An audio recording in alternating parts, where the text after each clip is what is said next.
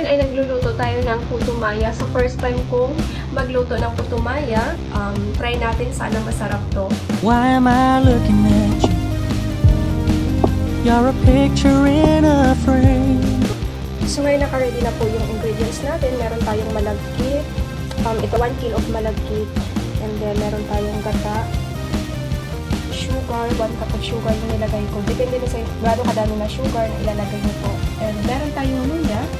Sinadya ko siyang malaki ang pagkahiwa para pagka maluto siya, madali lang siyang isiparin dun sa malaki. At kakain kasi may iba na ayaw nilang kainin yung luya. So yan. Tapos asin. So lagyan ko ng konting asin. So hugasan mo lang yung malakit ng 2 beses.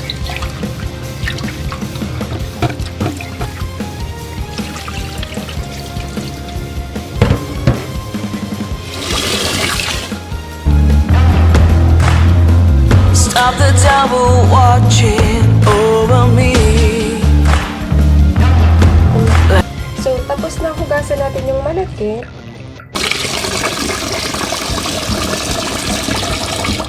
So, ibababad natin siya ng 30 minutes. So, mag-ano lang tayo ng timer. So, ayan, naka-start na yung timer natin. Antayin na lang natin siyang matapos yung 30 minutes bago natin siya lulutuin.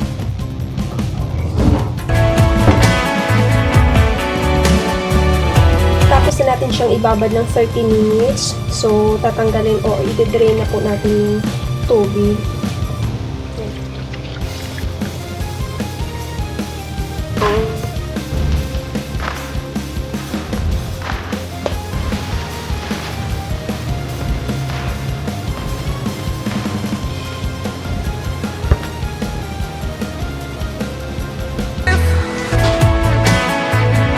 So, ang next natin gawin is ilalagay natin yung mga ingredients dito sa gata para madali lang siyang i-mix. Lalagay na natin dito sugar. Haluin lang natin dito sa gata.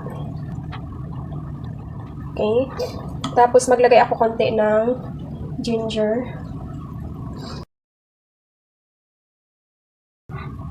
Hinati ko lang yung ginger. Tapos, ilagay natin yung asin.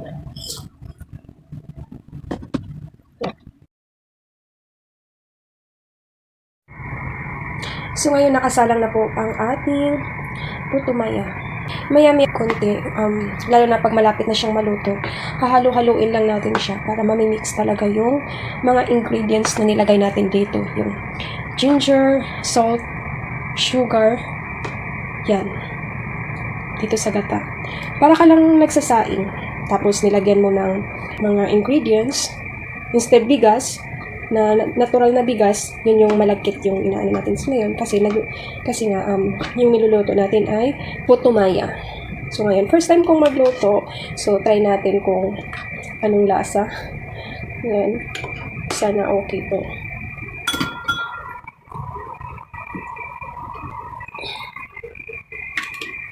Yan, so takpan muna natin. So balikan natin yan, maya-maya konti. Hinati natin yung luya. So ngayon, ilalagay na natin yung kalahati pang luya para mabango ang ating puto maya. Ito yung resulta na habang nagluluto ka ay nagsiselfone.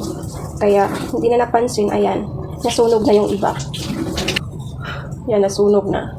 Buti na lang naagapan. Kailangan pala siyang halu-haluin.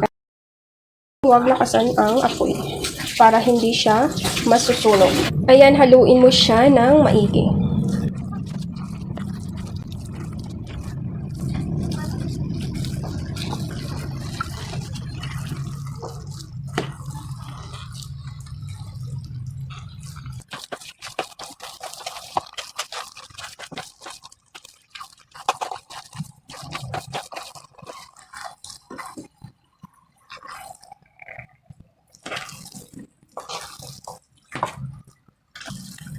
Habang nakasalang pang ating puto maya, hindi pa siya gaanong luto, kailangan nang ihanda mo lahat ng ingredients para wala kang makalimutan. First step, hinalo ko yung lahat ng ingredients luya, sugar, salt doon sa gata. So, minix ko siya ng maigi. Then, after that one, yung malagkit, hinuhugasan ko siya ng 2 beses.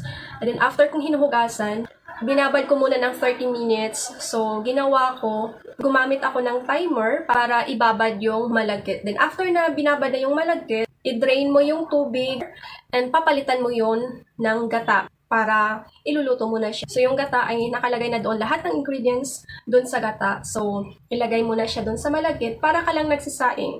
Nilagay yung malagkit, tapos andun na yung gata, hinalo mo na doon sa malagkit. Hinaan mo lang yung apoy para hindi siya masusunog. Kasi based sa naging experience ko, akala ko hindi siya agad masusunog. So, ang ginawa ko, since madami pa siyang gata, so nagsi-cellphone ako, hindi ko na malayan na nasunog na pala yung ilalim na part kung saan medyo manipis lang yung kaserola ko. So, kailangan hinaan lang yung apoy. From time to time, i-check mo yung niluto mong putumaya kung hindi ba siya nasusunog.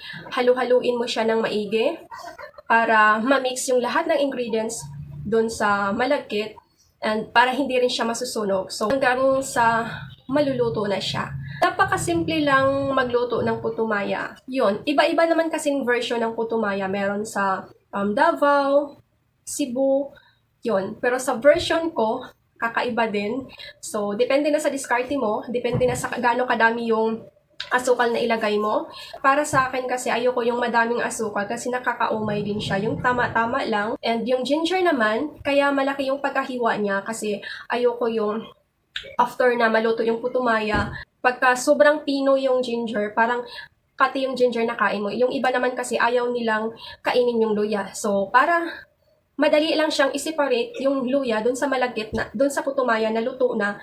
So, malalaking huwa or malalaki ang pagka-slice ko ng luya. Kasi yung purpose doon is, pagka maluto ng putumaya, madali lang siyang i-separate kung ayaw mong kainin yung luya. So, dinamihan ko yung luya para mabango. Siya yung nagbibigay ng lasa doon sa putumaya para pagbukas mo, amoy luya yung putumaya mo at sobrang bango.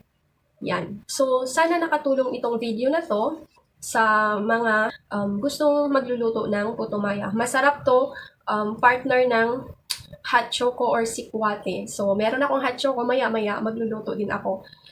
Gagawa ako ng hot choco para partner dito sa aking putumaya.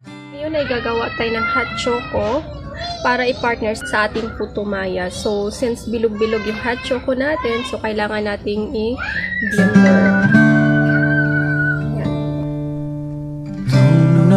What's wrong?